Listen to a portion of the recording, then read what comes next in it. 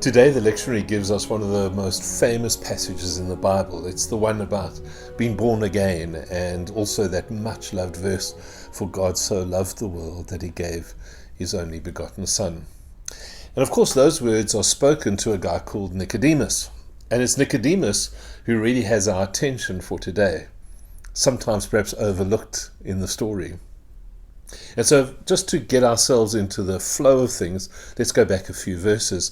In John chapter 2, which will not surprise you to discover is the chapter before chapter 3, amongst other things, we read about how Jesus performed his first miracle. That was the one of turning water into wine at a wedding.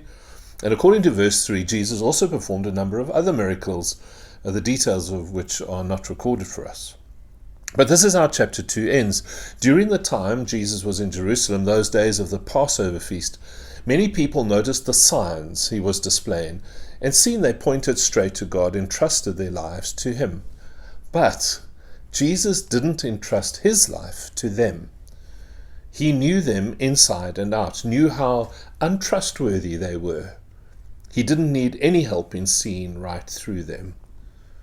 So if that happens in chapter 2, it makes the beginning of chapter 3 more interesting. Certainly it does for me, because this is how chapter 3 starts. It says, "Now there was a Pharisee named Nicodemus, a leader of the Jews.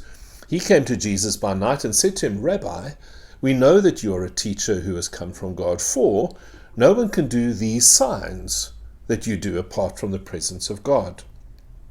In other words, Nicodemus seems to be one of the people whom Jesus regarded as untrustworthy, a man who is being charmed by miracles, but misses the real stuff, misses the point. So John tells us in his gospel that Nicodemus came to Jesus at night. And I think we need to read it in both of the ways that are there. On the one hand, it's metaphorical. Nicodemus himself is in the dark. He is spiritually lost. But it's also a simple matter of fact. Nicodemus doesn't want to be seen speaking to this rebel Jesus. Because the other thing which happens in chapter 2 is that Jesus physically upends the tables of the corrupt traders in the temple courts. Jesus is much like an ESCOM whistleblower, hated by the corrupt. So Nicodemus comes to Jesus at night. And when Nicodemus comes to Jesus, he surprisingly, and it is surprisingly, calls Jesus, addresses Jesus as Rabbi. And what's surprising about it is in truth, in the eyes of any Pharisee, Jesus probably wasn't thought of as a real rabbi. He was a peasant, he was an artisan, he was a troublemaker, and for all we know, Jesus may not have even been formally educated. He was this miracle worker and rabble-rouser. So just that simple greeting of the word rabbi is significant. Nicodemus reasons, well, Jesus must be from God, because only someone from God could do all these miracles that he is doing. And if that's the basis upon which Nicodemus evaluates things, as we said earlier, Jesus sees right through him. Nicodemus may be a religious teacher of Israel, but it's clear he has no idea what it means to have a spiritual life. Maybe a religious life, but not a spiritual life. And I think in the light of that, what follows becomes even more interesting. Because I'm always intrigued in the Gospels when Jesus doesn't say things to people like Nicodemus and some others, like, "So glad you came to see me, welcome aboard." Jesus doesn't just warmly open his arms to Nicodemus. Instead, Jesus takes Nicodemus on what seems like something of a rabbinical puzzle, talking of things like the life above, being born from above, a second birth, being born of water and the Spirit. They're mixed metaphors, there's stuff going on. And it's clear that as we look at this conversation between Jesus and Nicodemus, that Nicodemus isn't keeping up with the class. And what we, I think, often miss in this story, which is interesting, is that Nicodemus's last words in the telling of the story is just this phrase. After hearing all this stuff from Jesus, Nicodemus goes, "So how can these things be? How can all of this stuff be?" Nicodemus leaves the conversation in John's Gospel with that question lingering. His questions haven't been answered. If anything, he's leaving with more questions, more uncertainty than when he had arrived. He arrived sure he knew who Jesus was. Now he's puzzled. And this is important for us today, because faith is never instant. Faith is always like a seed which germinates and then grows for a lifetime. And I want to say it again, it grows for a lifetime, not for a season, for a lifetime. And so Jesus is in no hurry to bring Nicodemus to faith. He just prepares the soil for him. In John's Gospel, we meet Nicodemus again in chapter 7. And this time Jesus has been teaching at the Festival of Tabernacles, and there's this mixed reaction to Jesus, which is quite common. Some come to believe as a result of his teaching, some are mesmerized, some don't know what to do with Jesus, some are offended by him, some want to kill him, just an average response to a sermon. And then as these religious leaders, as part of their crowd, are condemning Jesus in John 7, Nicodemus steps up. And although he doesn't vouch for Jesus, he encourages his fellow Pharisees to not be too hasty in judging Jesus. So Nicodemus is no brave heart. He is no brave soul. What it does tell us, though, which is helpful, is Nicodemus hasn't given up on Jesus. It seems that his young faith, the one that perhaps was triggered a little bit in the darkness, is now taking root.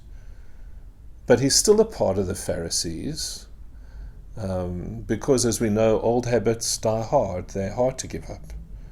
Power and prestige are hard to relinquish. Embracing new ways of thinking often takes a good while for us to get our heads around new ideas. So Nicodemus is still there. He isn't quite standing up for Jesus, but he is kind of getting out of the chair. And then we meet Nicodemus one last time in John's Gospel in chapter 19. And this time, this part of the story, Jesus has already been killed. It's interesting that no one else has taken responsibility for Jesus' body. It was probably fear, doubt, and a lack of political connections which kept the other 11 disciples away. What it ends up being is that there are two men from the fringes of Jesus' life who come to claim his body. The first was this rich Jewish man, Joseph of Arimathea. Joseph seems to have had the freedom to go straight to Pilate, straight to the main guy, the top of the government, and he asks for the body of Jesus. We're told in Scripture that Joseph was an actual disciple of Jesus, but was a secret disciple because he was too afraid of the religious leaders. And that's quite a thing to say. And again, I want us to pause on that for a second. When your religion is ugly enough to make people so afraid of you, is a problem. It still happens today, just in case you wondered. And then the other guy, the first one was Joseph of Arimathea, the other guy who's with Jesus in his death is our friend Nicodemus. And I love how John identifies him in chapter 19. He says this is Nicodemus, the man who earlier had visited Jesus at night. The man who earlier had visited Jesus at night. This again, I think, that John gives us is not just about chronology, not about it used to be and now it is.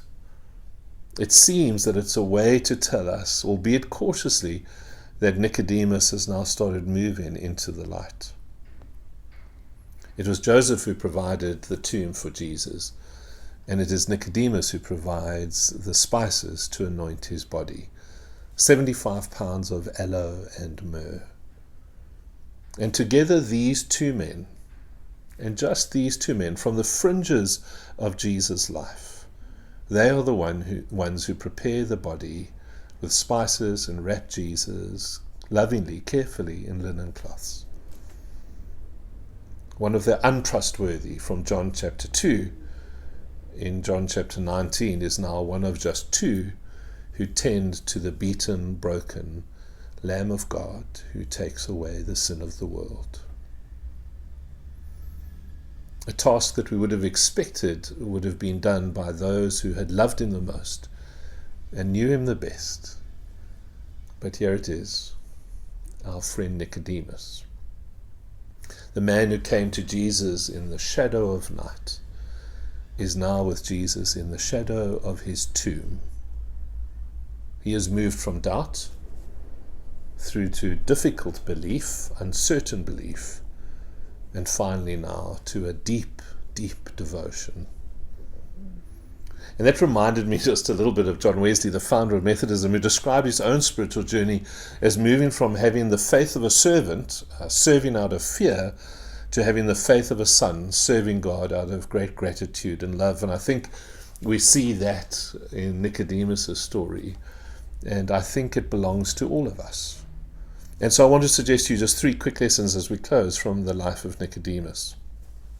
The first thing I just want to say, and it's common for those of us who've been in the church, but I want us to hear it afresh today, if we may. A challenge for today is we have no spiritual life in God until we have surrendered to the Spirit of God. We have no spiritual life in God until we have surrendered to the Spirit of God, till we are born from above, till we are born of water and the Spirit. Nicodemus had thought that spirituality was about what we do for God. And Jesus corrects him and says it's about what God does for us. It starts there. It's not that it's not about what we do for God, but spirituality begins not with what we do for God, but with what God does for us. It's about surrender to the Spirit.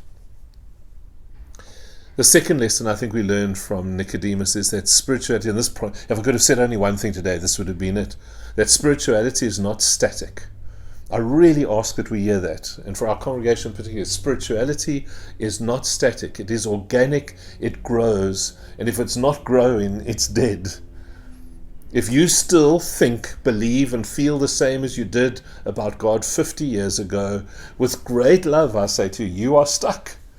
You are stagnant. If you think we can ride on our spiritual experiences of 10, 20, 30, 40 years ago, we are stuck. We are stagnant. It took Nicodemus some time to find his feet in Jesus, and it takes us time too. It takes time to grow into knowing Jesus, and it's a growth that never ends. Certainty is the enemy of faith, whereas mystery is the fertilizer. It's what makes faith grow and live. When we feel we know it all, or we feel we know enough to get by, again, with love I say, then friends, from a spirituality point of view, it's game over. The third lesson we learned from Nicodemus is that in every spiritual journey, the moment will come when we have an opportunity to lay it all on the line for Jesus. The moment will come. The door will open. God will open the door where we have an opportunity to give it our all, to be secret no more, to stand up and be counted, to be sacrificial, to be bold, to dare, to come out of the darkness and give ourselves to a deep, deep devotion. And so the question on which we end today, and it's a question for all of us, when we look at Nicodemus's life, when we see his journey, I wonder where we are right now.